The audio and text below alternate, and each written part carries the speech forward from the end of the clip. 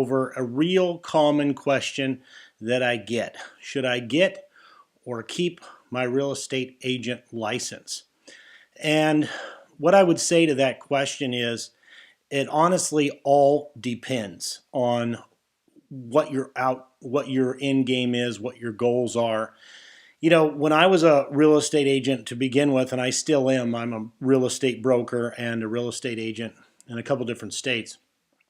But initially, when I was making the move from real estate, being a real estate agent or a niche agent in the short sale industry, initially, you know, it was very hard to move over to the real estate investing game because you're looking at it through the lens of a real estate agent. So that's where it kind of depends on, can you move on from that real estate agent headset and see the value in your license, or is that going to bring up some barriers for you? Some other real estate investors, there's a lot out there that have a real estate agent license like myself, maybe even a broker's license. And then they've been able to keep the two separate to some degree. And then there's other real estate agents who said, you know what, I've had too much problems with the real estate division in my area, and I want to go ahead and give up my license, and I'll have my wife do that, or a friend or a family member or something like that. Go ahead and have the license, and I'll just forego my license. And so what it does is when you're a real estate agent, most of the times you have to disclose more than maybe you want to as a real estate investor. I see it as a benefit to have your real estate license, and I'm going to get into this obviously in more detail here on this recording. But I would say that there's pluses and minuses to having it and to not having it, and but I don't want to give you the impression that you should have to go get it. So if you don't have your real estate license, there's some benefits and pluses and minuses to that too. So if you're a beginning wholesaler or rehabber, maybe you're a rehabber or a wholesaler that's finding it difficult to branch out into other areas, I would say that you don't necessarily have to get your real estate license, and I wouldn't let that keep you from getting started in the business or growing your business if you don't have a real estate license. Now, if you want to get one and add that to the mix, then fine, do that, but don't let it stop you, because there's other ways to be successful in wholesaling and real estate than just than waiting to have that license or getting that education. So don't let that be a barrier to getting started. That being said, there's a lot of things you'll learn as a real estate agent that might help you, but there's also a lot of stuff that you may have to unlearn that could throw up some barriers for you when you're getting into wholesaling and real estate, because they are two different there's two different ways of thinking, okay? There's a commission and then there's a wholesale fee. A lot of times as an agent, you're like, I've heard this question a lot from new agents. Is that even legal? How is that even possible to do a wholesale fee or a short sale seller financing? So you learn things that might initially appear like you're doing the wrong thing as a real estate investor, and that actually may hold you back from becoming the successful real estate investor that you want to become. And quite frankly, you can make a lot of money as a real estate agent, but you can even, in my opinion, make a lot more and help a lot more people as a real estate investor. It gives you a lot of times more leverage. Now, there's plenty of agents out there making a lot, but if you look at a wholesale fee, 10, 12, 20, 30,000 or $40,000 and up, the possibility there, if you take a listing, especially if your average sale is 200,000, 300,000, you don't even come close to that until you get up into the luxury homes, which you could do that as well. But you have a lot more latitude as an investor. So when I got into the game as a real estate agent, my initial end game was to become a real estate investor. But I spent many years as a real estate agent before I moved on, and I was able to unlearn some of the things I learned as a real estate agent that actually got in my way. Like the only way you can make a deal is to make a commission. And that's just not true. You can be on a contract, as you probably already know, and then you can flip that contract to another cash buyer for a fee, which is what we call a wholesale fee. And a lot of times you may not think that's possible if you've gone through the real estate agent training. Now, again, it's good training. You learn a lot of laws, a lot of legal stuff, but they're specifically focused in one direction a lot of times, and that's being a real estate agent. And that can really hamper your ability to look outside the box. So it starts to put you into a box. So for those of you out there who are thinking that you have to have a real estate agent to get into the real estate investing game, whether it's seller financing, wholesale, which we talk a lot about here, and rehabbing even, I would just say I would throw up a cautionary tale of one that is, you don't have to get the license to get in, and it might even present some things where you're questioning yourself on how can you do this on the real estate agent side. And so that's where I would say if you're new and you're really wanting to get that real estate license, it may actually present some things that will keep you from being successful in the beginning. That being said, if you already have the real estate mindset, headset, you've learned some of these things, and you can really set aside being an agent from being an investor, then there are some benefits to it. You get direct access to the multiple listing system. You can find deals there. You can get great training on how to get comparables potentially with using the multiple listing system where all the agents put their properties. You can network with other real estate agents. You can make referrals on deals that you find that aren't investment properties but are listings. So there's a whole laundry list, a whole litany of things that you can benefit from having that license. Now, a lot of people have gotten the license and then given up the license because they don't like all the things that they have to disclose as a real estate agent. But what I would say to that is you really should be disclosing most, if not all of those things anyway. Of course, you're not disclosing you're an agent because you don't have a license. But I've been doing this business for quite some time now, and I have never found it actually a problem to disclose that I'm a real estate agent. I look at it from the point of view of it gives me more credibility in the business because I get to say I'm licensed, and in order to be licensed, I have to go through a background check, and I have to disclose certain things. I have to discuss the actual value with you. I can't just, let you assume what the value is or tell you that the value of the property at the higher end is 200 when it's really 250. So we should all have that honesty and integrity already built into our business anyway. So it really shouldn't be a problem to disclose those things. There are some places that require you to be an agent if you're doing X amount of wholesale deals. Let's say take for Chicago, Illinois, for example. I believe it's 2 deals on a wholesale transaction or wholesale transactions, and you have to have your license. The way to get around that is double escrows. You put it under contract, and then you sell it to another investor, and you close your transaction, and you close their transaction at the same time by either using transactional funding, your own money to close your deal, or potentially the buyer's money to close that deal if they're willing to sign escrow instructions as such, and the state and the title company would allow you to do that. So there's ways to get over that where you still don't need your license, but they're restricting how you do it. And of course, then you have a broker to go to and make sure that you're doing those transactions correctly. So sometimes the license can put a little bit of a handcuff on you if you're with the wrong broker as well. So you have to pick the right broker who understands the real estate investing business as well. So I would just say there's a lot of good and a lot of some not so good. I hate to say bad, but there's pros and cons to each. One is the headset and the mindset of an agent versus an investor. The other is what you have to disclose and not disclose. I choose to think there's a lot of positives when I'm disclosing things like that. I'm an agent. I want to buy your property, but I don't want to list your property. And then, of course, if I can't buy it, I'm more than happy to help you list it because I'm here to help. But that's not what my initial goal is, and not even what my final goal is.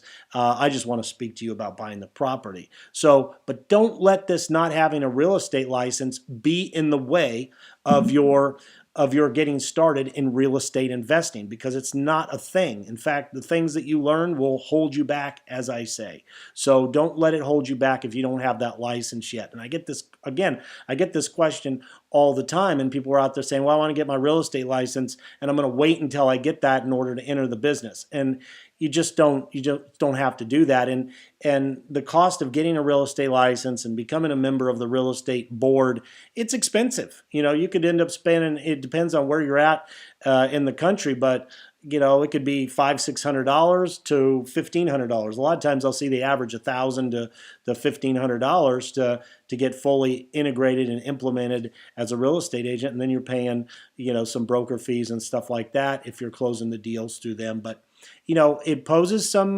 benefits. You can list your properties if you're in rehab. If you're going to rehab the home and put it back on the market, then you don't have to pay a listing agent, but you still have to give a portion to your broker. So there's that. So there's a benefit of that. But I would tell you that you can find good real estate agents who are real estate agent friendly. I mean, the world is your oyster at the moment, because you can get on Facebook and get into conversations with awesome, wonderful agents who are more than willing to help you list the property. If you're a rehabber, or more than helpful to go out and look at the property, give you pictures, walk the property, discuss values with you. Nowadays, people are getting more and more comfortable with Zoom. And you can get on and look at the values and go over those values with your agent, which is what I would recommend, and have them take pictures for you through the walkthrough. This is all leads into virtual wholesaling as well. So you can go anywhere in the country. You're not set with the bounds of your own backyard, but I would start there. Most definitely if there's a big enough population in your backyard, because a lot of time, as the story goes, acres and acres of diamonds. You have diamonds right in your backyard, and you're going out and searching the world over, and you've got enough business right where you're at. So I do recommend starting where you're at, but that's another topic. But the point is that you can get wonderful real estate agents to help grow your business. Now, there is a benefit if you do have your real estate license, or if you're married to a real estate agent or something like that, that you can give them the leads that aren't an investable deal, but they're a listing. And then you can make a referral fee.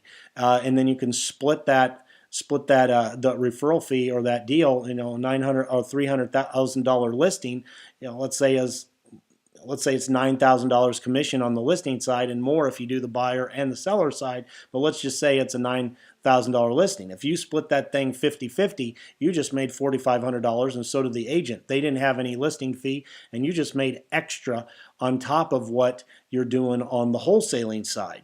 So that's another benefit. That's another pro. But you don't have to do that right away. You can work with these agents, get them their listings, get them to do the walkthroughs. I pay for my walkthroughs, by the way. I just don't say, hey, go do a bunch of free work for me, and then I'll throw you a listing every now and then. But I do say, hey, I'll throw you listings, and I will pay you for the work that you're doing. But I do also require a broker price opinion, or an actual comparable market analysis on this property of the after repair value, and then we build a relationship over time, and maybe we can set up an administrative relationship where I'm giving listings and doing valuations, and then of course for that I get to access the MLS in a proper way based on the local multiple listing system or something like that. So there's ways to set up a relationship to where you can have access potentially when be a partner with that agent and get them listings. And then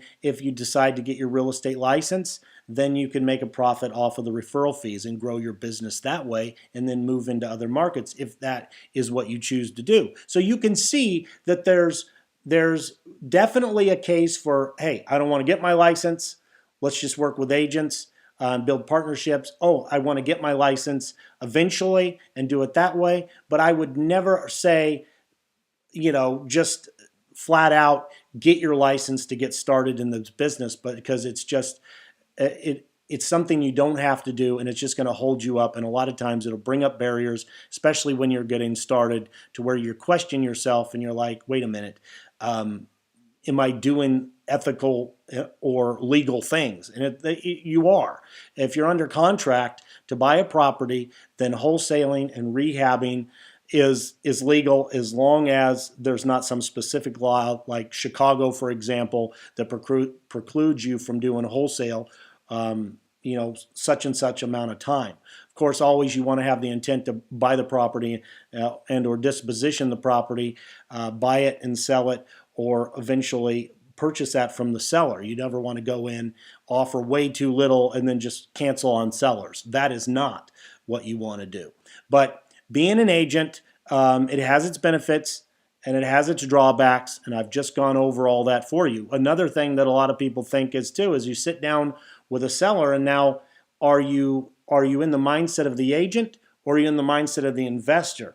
And if you're new to this, you might not know which way to go, and you're thinking, well, I'm going to sell more of the listing, and it so happens if you sold more of the investor side of things, that's what they really wanted to hear, and you lose investment opportunities because you have this option to list the property as well. So that's a fine line that you really have to toe as well. And some people just say, you can't do it. I'm just not going to get my license. And I would not necessarily agree with that mindset. I would say look at it if it's an investment deal. If that seller really wants to sell to an investor and doesn't want to go the listing route, then you really got to show them all the options and the benefits of a listing. Otherwise, you're trying to push them, of an investment sale, for sale by owner, a cash purchase. And if you're trying to push them towards the listing, that's not what they want. That's not going to work either. So it comes down to, again, this consultative approach of listening to the seller and giving them what they actually want and need, as opposed to what you want and need. And so I would just say that if you get good at listening to folks and you actually give them what they want rather than what you want, then you're going to have a lot more success in this business than if you're just trying to sell them your win and they lose. That's not the way that you want to be in business here. It's a win-win. And I think if you look at it from that perspective and you stop trying to sell them what you want and really give them what they want, and you're going to profit on as well, and it's a win-win situation, then you're going to have a lot more success. So I wouldn't necessarily worry about that unless you just can't get it clear in your mind. I don't know what I'm going to talk about, whether a listing or I'm going to talk about a cash purchase. Market for the cash purchase. If it so happens that they're better suited for a listing. My property's in great condition. I want to get the top of the market for it. I want to sell it for $190. It so happens maybe it's worth $210. Well, there's room in there for a listing. And if it's in great shape and they're in no hurry, the fact of the matter is you could probably talk to your blue in your face with every real estate closing technique, strategy, sales strategy that's out there, and you're never going to close that person. You're just going to alienate them. And so if you have the ability to list it, or you have the ability to refer it, or if initially you're talking to them, you're just like, hey, this is a listing and I just simply can't help you, then it is what it is. But I wouldn't say that's a good lead. I would give that to an agent partner and try to have them close the deal, of course, with the seller's permission. Say, hey, I've got a great agent. I really think this is a listing. Would you like some comparables, and would you like to talk to them? And there's other ways to do this. I'm just giving you a simplistic way right there. But do what's best for the seller, and you're going to make plenty enough profit on your real estate investing transactions either way. So the main thing here is that you need to generate plenty of leads to get deals that turn into profit for you and win-win situations. So a lot of times it's deal flow. Okay, if you have the proper deal flow and you're listening to folks, you're going to make plenty enough profits on your own with win-win situations. So it's really deal flow. So I think that's going to conclude whether you should get your real estate license or not get your real estate license as a real estate wholesaler, investor, rehabber, whatever it is. I've showed you the pros and the cons to getting it, keeping it, or letting it go. I think I've covered that here. But what I would say is get really good at this business at generating seller leads and things like that. And before I go today, I want to ask you to like, share, comment on the video here, whether it's on YouTube, go ahead and subscribe, or whether it's on Facebook, or even on our iTunes podcast. Go ahead and like, subscribe, comment, if you will. It helps us grow this, and if you found benefit in this, definitely like you to share it out there for sure. And tune in. Go ahead and get on our Facebook group.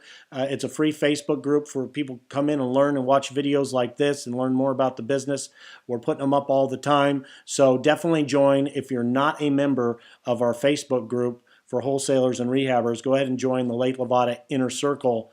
Join that group. I'll have the link here in the description. You can join our group and you can get access to more training like this. And then I also want to offer you a free gift. It's my book. I can't tell you enough, as Confessions of a Real Estate Wholesaler. Go ahead and grab that book. The link will be in the description as well. There's a lot of free tools in there. It has the overview of the business of a wholesaler from back to front. And it's essentially the same thing for a rehabber. You're just going through the rehab process and the resale process on the rehab end. But that book goes over that. It's one of the easiest ways to get, as you may already know, get started in the real estate investing industry. And I would invite you to get that book for free. And then I would also invite you to take advantage of the tools that I give in that book. When you read the book, you're going to find out what those tools are. But there's tools to determine value, spread, all kinds of stuff that you're going to find very, very useful in your real estate business, whether you've been doing this a while or not. Get the book and go get the tools, and I think you're going to really, really enjoy it. And the other thing I would invite you to do, if you're interested in a strategy call, set up a time to talk with me. Go to my website, LatheLavadaInnerCircle.com, and set up a call with me, and we can have an hour where we can discuss a blueprint for your business on how to get started and what you need to focus in on, whether you have $0 or whether you have a couple $100 or thousands of dollars to put towards this business. We can go over a blueprint for you on how to start or grow your business in real estate wholesaling and or rehabbing as well. So I'd like to invite you to go to the website and set up that strategy call, and I'd love to talk with you about how we can grow your business. But definitely download that book. Again, like, share, comment on this video. Let other people know about us over here at Lathe Lavada Inner Circle. And it's been a pleasure speaking with you today. Thanks for watching, and until next time, here's to your success. Thanks so much. Bye-bye for now.